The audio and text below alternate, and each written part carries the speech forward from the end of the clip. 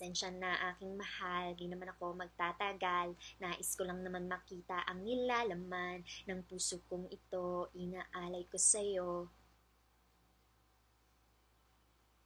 Hinahanap ng puso ang pag-ibig mo. Di ko malilimutan ng pagmamahal at ligaya na dala mo.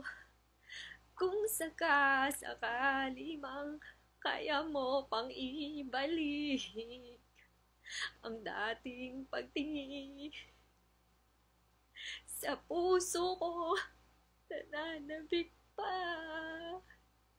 sa'yo.